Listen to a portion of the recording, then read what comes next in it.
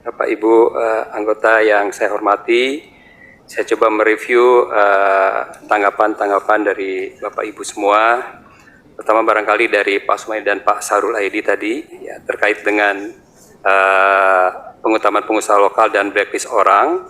Ini kedua hal tersebut sudah kami sampaikan Pak Sarul kepada LKPP selaku regulator pengadaan barang dan jasa, Bapak. Ya, ini mudah-mudahan kedua hal tersebut bisa masuk di dalam proses revisi Perlem LKPP nomor 12 tahun 2021, Bapak. Karena memang kami tidak bisa merubah sendiri tanpa persetujuan dari LKPP, Bapak. Tapi ini sudah kami sampaikan terus isu-isu tersebut. Ya. Kemudian tadi dari Bu Sada Restu, kemudian dari Pak Aras, kemudian dari Pak Fadoli, dan Pak Iqbal sebagian, ini rata-rata terkait dengan proses pengadaan barang dan jasa yang kurang pas sehingga didapatkan pemenang yang kurang qualified, ya, itu ya seperti itu, ya, atau penawaran rendah, ya. Nah, ini terkait dengan penawaran rendah bahwa pada prinsipnya memang pemenang adalah harga terbaik yang memenuhi syarat, ya. Jadi baik syarat administrasi, teknis maupun harga. Nah, pada saat penawaran kurang dari 80%, kita lakukan evaluasi kewajaran harga. Ya. Nah, PUPR sudah menerbitkan SE nomor 19 tentang evaluasi kewajaran harga. Nah, jika hasil evaluasinya wajar, jaminan pelaksananya kita naikkan menjadi 5% dari penawaran, dari HPS, mohon maaf, biasanya dari penawaran. Kemudian jika terbukti harga yang tidak wajar, kita gugurkan. Ya, jadi memang sudah buat seperti itu. Kemudian terkait dengan sanksi bagi perusahaan yang tidak menghasilkan produk yang berkualitas, ini kita memang mendorong unit organisasi, ya, terutama Direktorat Jenderal, yang terkait untuk bisa mengevaluasi kinerja penyedia jasa yang bisa dilakukan dalam sistem SIKAP atau sistem informasi kinerja penyedia yang dikelola oleh KPP. Nah, kami mendorong terus teman-teman dari unit organisasi untuk bisa memanfaatkan sistem ini sehingga kita bisa mendapatkan kinerja dari penyedia jasa dan kita bisa melakukan tindakan apabila kinerjanya tidak sebagaimana yang kita harapkan. Kemudian ada pertanyaan spesifik tadi dari Bu Chen Seilan. Terima kasih Bu Chen terkait dengan tukang las untuk kapal, ya Bu Chen. Ya, kami coba latihnya las umum dulu barangkali Bu Chen, ya, atau nanti barangkali ada kurikulum yang spesifik dari las kapal ini yang bisa kita masukkan di dalam silabus kita, ya. Demikian juga tadi dari Pak Edi Santana terkait dengan kedisiplinan Bapak, ya. Memang itu masuk di dalam silabus K3 Bapak, tapi barangkali kami akan review, kami akan lihat apakah sudah cukup Pak jam pelajarannya terkait dengan kedisiplinan itu Pak. Kemudian terkait dengan bagaimana tenaga kerja yang sudah kita latih gitu Pak. Memang kami sudah berkomunikasi dengan para Direktur Jenderal Pak, ya, terutama dengan SDA Bina Marga, Bu Dirjen Cipta Karya dan Perumahan, untuk bisa memanfaatkan tenaga kerja konstruksi yang sudah kita latih Pak, yang digunakan di teman-teman unit organisasi Pak. Jadi barangkali dengan didorong oleh Pak Edi yang melakukan anjang sono ke teman-teman balai, barangkali ini akan lebih kuat lagi Bapak.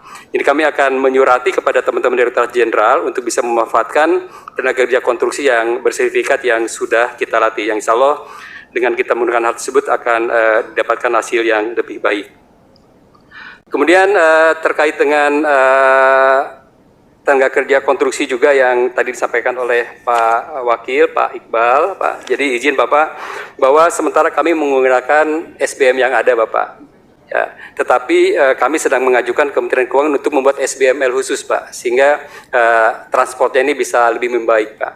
Tapi saat ini Pak sudah ada SBM 2024 yang relatif angkanya lebih baik Pak dibandingkan dengan 2023. Kalau di 2023 adalah antara 85.000 sampai dengan 110.000 ya. Nah sekarang dari 110.000 sampai 170.000 Pak. Ini memang masih belum memadai Pak, tapi masih lebih baik Pak. Barangkali ada komponen-komponen lain yang bisa kita tambahkan sehingga minimum kesenjangan yang didapatkan oleh tenaga kerja konstruksi pada saat mereka mengikuti pelatihan bisa kita minimalisir Bapak. Saya kira, oh ya, satu terkait e-katalog, Ibu Saudara Restu izin sangat melaporkan, udah nggak ada Bu Restu. Tapi intinya bahwa proses PB dalam e-katalog ini sudah cukup besar dengan adanya Inipres Jalan Daerah Pak. hampir senilai 11,8 triliun. Tapi dengan demikian kita juga tetap selalu mengingatkan Pak kepada teman-teman dari Ditjen Bina Marga terkait dengan prinsip kehati-hatian proses e-katalog ini Pak. Jadi karena harus tetap diwaspadai, jangan sampai kita lalai ya, karena demikian mudahnya seolah-olah kita menjadi lalai. Mudah-mudahan ini tidak terjadi kepada proses-proses e-katalog yang ada di Kementerian PUPR. Saya kira itu yang bisa saya sampaikan Bapak Pimpinan dan Bapak Ibu semua. Mohon maaf kalau ada yang kurang berkenan. Nanti secara lengkap akan kami sampaikan secara tertulis kepada Bapak Ibu semua. Terima kasih. Saya kembalikan kepada Bapak Pimpinan. Interupsi pimpinan. Silakan. Interupsi. Ya, makasih pimpinan. Hanya sedikit meluruskan Pak. Saya tadi nyampaikan tidak harus orang daerah, itu kan hak semua orang ya.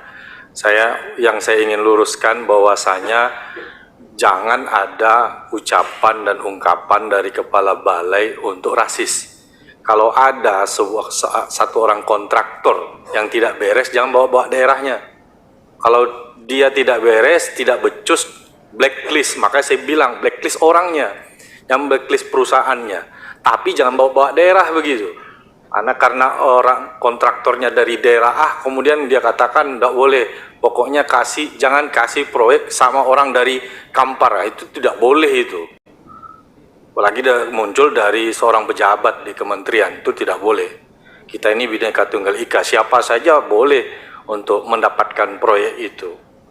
Kita ahlan wa sahlan saja di Riau itu Pak. Cuma bawa-bawa daerah saya tidak setuju itu.